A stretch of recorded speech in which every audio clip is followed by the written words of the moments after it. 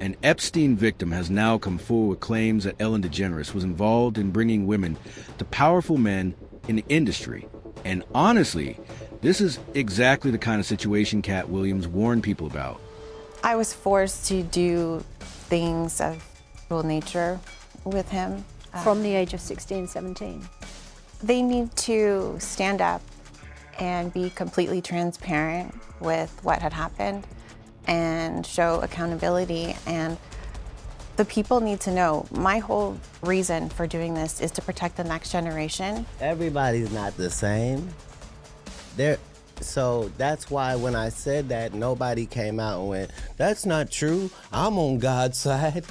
Like, none of them. For a long time, Ellen DeGeneres appeared untouchable, known as the cheerful face of daytime television. But now, her name has started to surface in discussions connected to Jeffrey Epstein.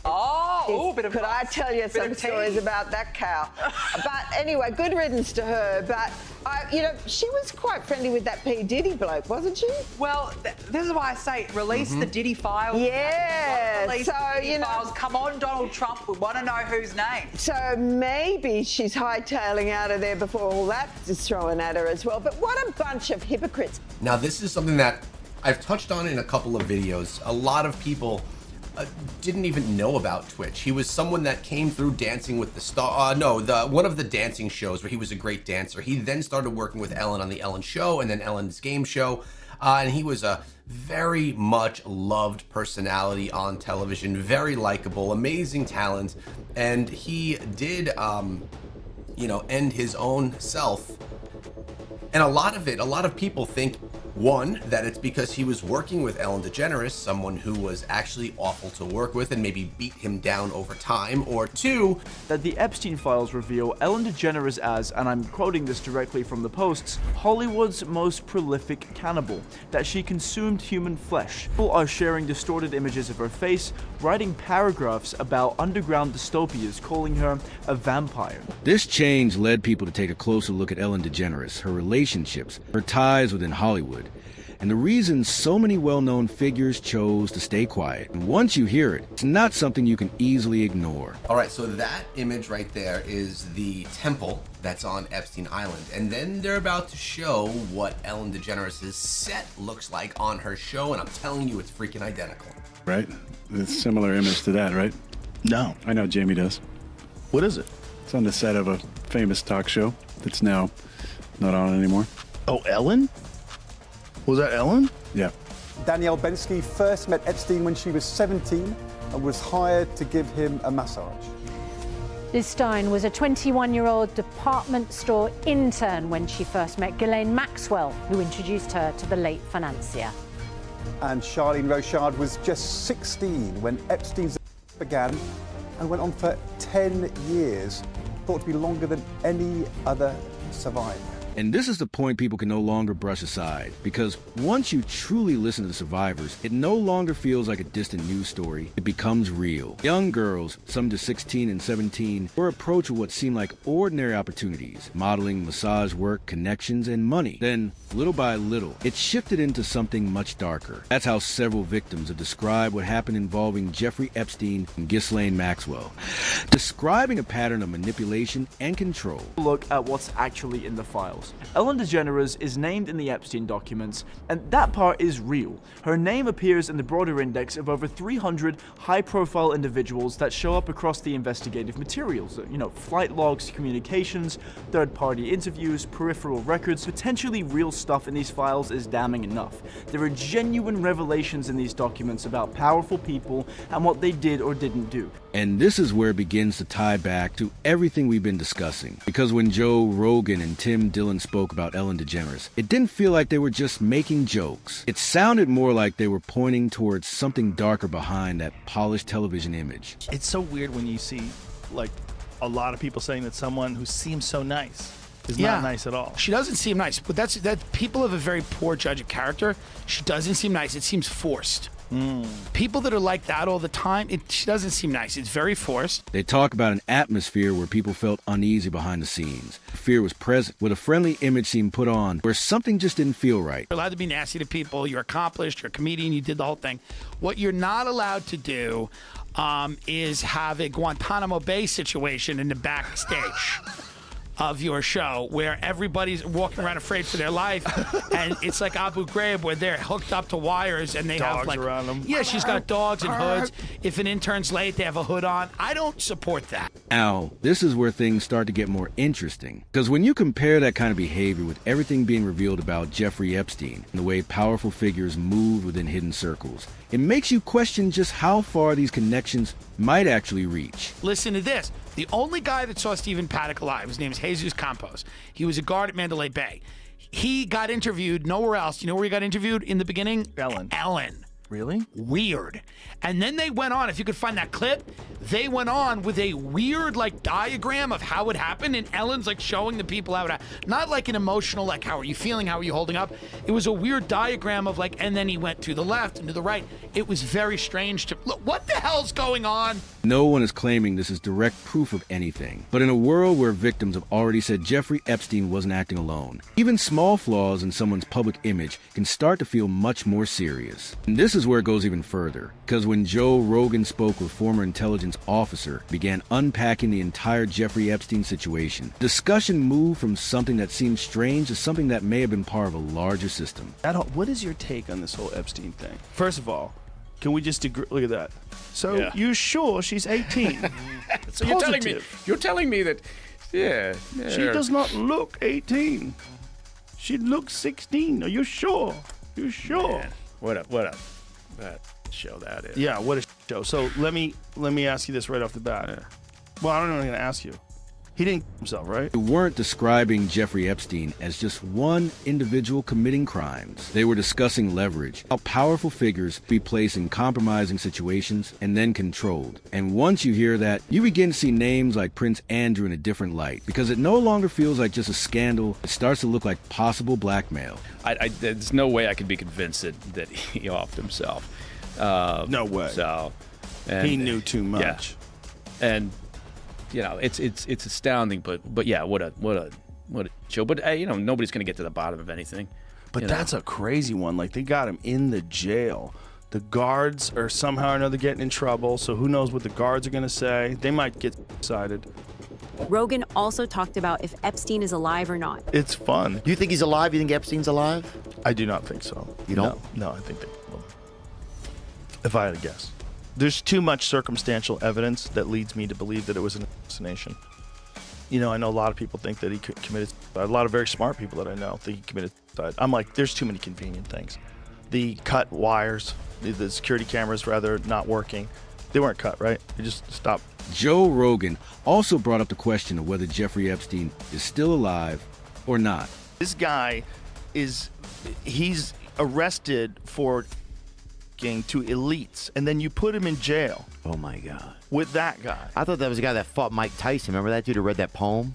Bro, you put him in jail with that guy. All you have to do is get that guy cigarettes and steroids. It goes even further, because they also raised doubts about the official story that he ended his own life, pointing to missing footage, guards not doing their duties, and cameras failing at the exact wrong moment. Even strong skeptics began to say that something about it doesn't add up. Oh, he probably didn't think it was ever going to get to the point where they were actually jailing him. You know, when they because remember, he had that deal where he was on work release, so he could just do whatever he wanted, fuck off for 16 hours a day. Then he had to check into the jail at night. Yeah. And who even knows what that means? He might have checked in and just went home again. And it seems like they had set something up for him to make it very easy for him to be incarcerated for what should be a pretty heinous crime. I mean, he was. You would think. With underage girls. When you put that together with what victims have been saying for years, that Jeffrey Epstein was not acting alone, it begins to form a much larger picture, a network where powerful individuals were not just involved, but also shielded. Dude, he was found guilty of 4 men, and they put him in a cell with Epstein. Look at the size of that fucking savage. Big guy. Giant fucking muscle-bound, steroided up dude, and they put him in a cell with Epstein, and Epstein got strangled. Well, Epstein might have been. Not Sherlock Holmes, but I think there might be a connection there. Epstein was probably trying to slurp him. I bet that dude was such a pervert, dude. Well, if he didn't kill him, then somebody... So, he likely never expected things to reach a point where he would actually be put in jail. When it finally happened, remember he had that arrangement where he was on work release? So he had around 16 hours each day to do whatever he wanted, and he was only required to check into jail at night. Yeah, it's unclear what that even really meant. He could have checked in and then just gone back home again. It almost seemed like the setup made it very easy for him to serve time for what should have been a very serious crime. I mean, considering it involved underage girls. Just get to it because I know it's on people's mind. Epstein, right? The reason people are pissed off about that is the same thing, right? 20 years ago, or whenever it was, 2006, 7, 8, Epstein gets his sweetheart plea deal, right? Right. After committing the most horrific crimes on planet Earth, right? I wasn't in power there. I wasn't in place there. I had, nothing to do with it. But people were rightfully pissed. I mean, this guy was committing the most grotesque acts you can against children. And the media spins up about it. Many in the media protected him. Why? Because of his relationships, who he knew, who his bankers were, who his colleagues were, who was on the island and stuff like that. Some pretty powerful human being. Now, connect that back to everything being revealed around Hollywood. And this is where it becomes uncomfortable again. Because if Jeffrey Epstein was truly gathering leverage on powerful elites, if people in the entertainment world were part of those same circles, then it starts raising questions that many people don't even feel comfortable saying out loud. And so when you peel back the layer, and then what happened? The Trump administration, the last go round, decided, no, we're not going to let that go. We're going to investigate him, right? They charge him, they indict him, and he's awaiting trial. And I've said it, Dan Bongino said it, we've reviewed all the information, and the American public is going to get as much as we can release. Do you think, let's play out the logical conclusion of this. Do you think that myself, Bongino, and others would participate in hiding information about Epstein's grotesque activities? Or do you think we would also participate in not prosecuting people we had evidence to prosecute people on?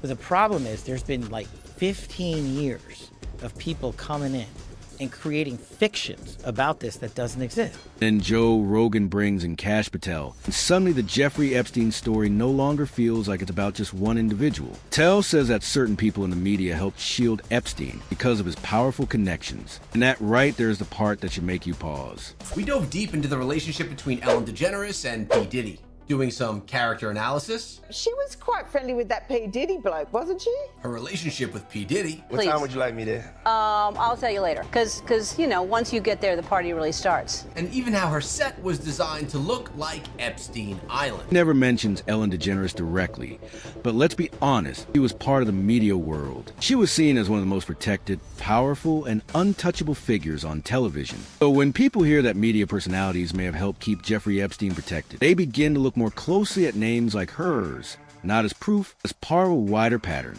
And in a story like this, it's those patterns that get people talking. I think Ellen's relationship with P. Diddy is what should be being questioned, because we know for a fact they knew each other, they were friends. She literally tweeted that she calls him Cuddle McSnuggle stuff, and you don't need to know why, in 2016 actually, sorry. But I do think that she should be questioned specifically for this video of her talking about recruiting young children to be models. I don't know if it was a bit, I think she's joking, but it is just a really weird way to do this, and really weird and uncomfortable thing. And so when you start pulling back the layers, you have to ask, what happened next? During the final stretch of the Trump administration, the decision was made not to ignore it. It chose to move forward and investigate him.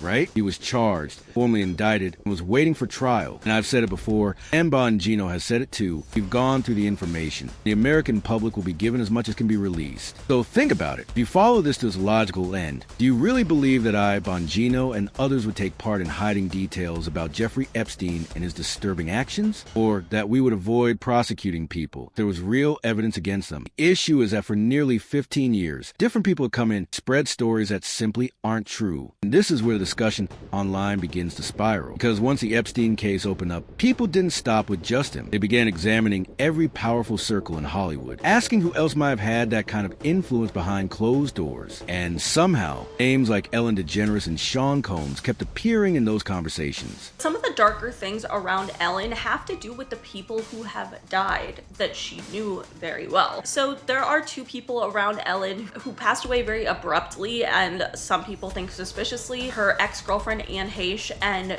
Twitch, we all know, took his own life in 2022, but people speculate that these two people knew too much, and that is why they were taken out. And then you factor in moments like that party conversation with Sean Combs, the after-party discussion, the tone, the overall vibe. Again, there's nothing solid there. In a post-Jeffrey Epstein world, people don't hear it the same way. Begin to wonder what really happens once the cameras are off, who is actually in those rooms, and what the atmosphere is truly like. And once again, I obviously think it's weird that he comes out and claims that him and Jeffrey like cross paths at any point, because they literally look the same. They have the same face. They even looked more alike when they were younger, and it just perplexes me. Honestly, literally the same. That is also my beef with this, okay? And please say hello now to Palm Beach Pete, who is standing by. Hi,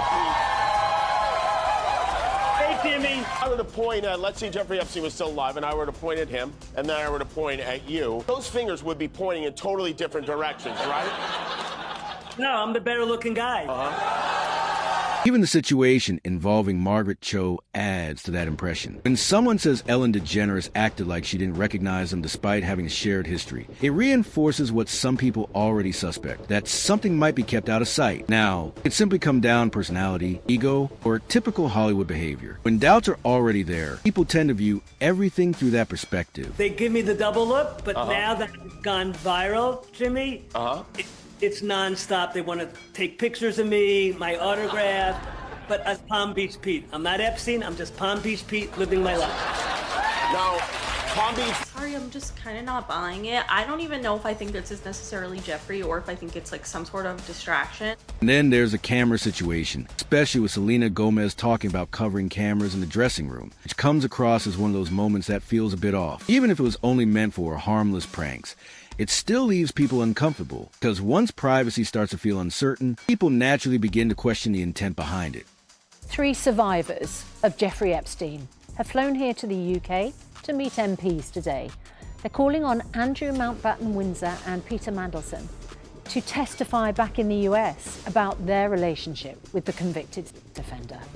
Charlene Rochard, Liz Stein and Daniel Bensky, who are all actually assaulted by Epstein, join us now in the studio before those important meetings today in Westminster. So when people say Ellen DeGeneres should be looked into more closely, what they're really responding to isn't just one clear piece of evidence. It's a full collection of moments, clips, stories, and connections that, when combined, create a sense that something doesn't feel right. And in a world where Jeffrey Epstein already showed how much can stay hidden in plain sight, that feeling alone is enough to keep the conversation going.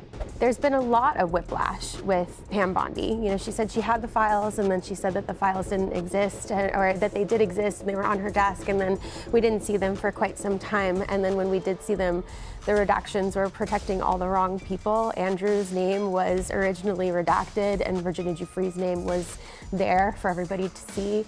And so I'm not sure why we are not seeing the level of accountability that we need to. One survivor explained that it didn't begin as misconduct at all. It started with simple conversations, building trust, and small requests, and then, without warning, tone changed. Very young teenager. That's when I first started modeling and traveling when I was 16. And during that time, I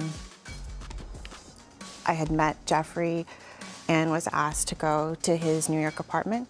And then I was also with him in Florida and on the island as well. Other survivors shared how Jeffrey Epstein used her mother's illness to gain control over her, making her feel like he could either help or harm her depending on her actions. And that's the part that really stands out, because this wasn't only physical misconduct, it was psychological. They were targeted, observed, then gradually worn down over time. And Jeffrey Epstein, this was a lot of people that were involved in this whole King ring.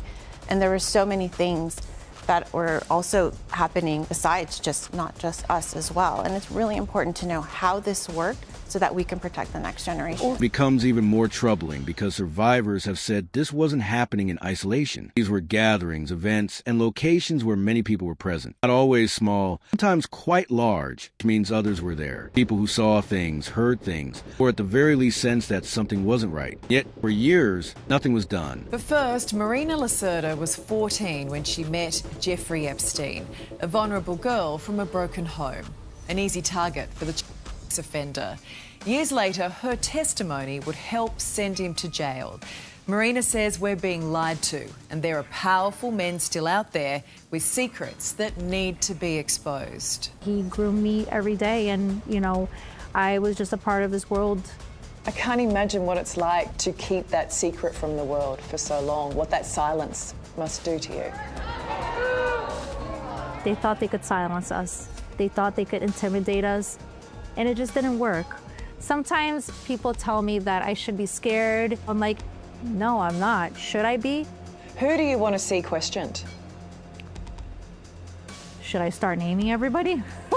And this is where the broader discussion begins, tying back to Hollywood and the media. When you hear officials acknowledge that Jeffrey Epstein had powerful connections, and that part of his world were protected, it leads people to question just how far those connections actually reached. When people mention names like Ellen DeGeneres in these conversations, what they're really responding to is that change in awareness. And this is where it starts to feel real, because Marina Lacerda's story shows how Jeffrey Epstein operated. Everyone was like, don't do it. People are gonna think you're crazy. You're going against all these rich, powerful people. And for once in my life, I really wanted to do something that I wanted to do. So I really made that big step, and I am proud of myself, and I have no regrets. Can I ask, when did the abuse stop? I was 17, and he had noticed that I was wearing makeup, and I was acting, I guess, my age. And he says, you know, you get old on me, and you're not fun anymore, and you don't bring me girls, young girls anymore, because I was already mature, but I started to mature even more. And I think that really turned Jeffrey off at that point, and he just no longer was really interested. And we just... He was only 14, vulnerable, and going through a difficult time. And he didn't seem dangerous at first. He appeared kind, supportive, and genuinely interested. That's how the recruitment process worked. Over time, he gained her trust, then gradually crossed boundaries until she found herself caught in a system she didn't fully understand. And I got such a fright. It was such a huge changing thing for me, and I suddenly realized I had to just be nice and be friendly, because I realized that I was in great danger. And he's assaulting you and the other women and there. They were laughing. Yeah, they saw and they just laughed. So you know, I was really, really petrified. And it really changed me, the whole thing, going through this. And I just didn't know what to do, and I just really thought that I was going to die. And what makes it even more disturbing, he says there were always other girls there, other people present. It was an environment shaped by fear and control. And then when you hear survivors say, I really thought that I was going to end, it changes everything. It no longer feels like just a scandal. It becomes something far more serious. He did offer me money to recruit girls for him, offered me $2,000 for any girl I'd bring, or $4,000 a month if I would stay there. But I didn't, because I didn't want to be around him. But I have nothing to hide, It's obviously been upsetting because it confuses people, because, obviously the man had terrible grip over my mind. It took me time to heal from the psychological, it was like invisible chains, is a good way of putting it. It was like I was handcuffed invisibly. And I'd never even told my family, I never told anyone about what happened with him until he... Jeffrey Epstein went beyond simple misconduct. It involved fear and control. The victims weren't just influenced, they were made to feel completely powerless, as if there was no escape. Like that, the younger you look, the better it is. It turned very sexual, and it was straight away. That's exactly why their stories carry so much weight, because they reveal just how deep the system truly went. As a human being, she would have felt something. She would have at least acknowledged or looked, or but there was none of that. And that doesn't matter for me. The thing for me, the memory I'll take away from today that I will never forget until for the rest of my life, was hearing Ghislaine walk. When you listen to survivors like Sarah Ransom, it affects you on a whole different level. She spoke about finally coming face to face with Ghislaine Maxwell in court after years of silence. And instead of finding any sense of closure, there was no remorse, no acknowledgement, nothing at all. You know, I'm disappointed. I don't feel that Ghislaine took accountability and responsibility really for the victims. I think that was her addressing the victims was a bit of a sham, saying I'm sorry. That moment should have felt like justice, but for her it was filled with a mix of anger and emptiness. She made it clear that this wasn't only about one man, Jeffrey Epstein, about a system that allowed all of this to continue for years. When I was being every single day, sometimes for 3 times a day, to 3 times a day, when Ghislaine herself, by her own hand, forced me into Jeffrey Epstein's room to be, did she say I'm sorry? I've spent the last 17 years trying to get some form of justice. And even now, survivors feel as though they've only been given fragments of justice, while many questions are still left unanswered. Why do you say she's not nice? I can't explain it. It was just an really energy? weird. I ran into her like backstage. It was like an awkward thing, and like the producers were really scared. I was like, what's going on? They were like, that was not supposed to happen. We're gonna get in trouble. It was like so weird. She was like, hey.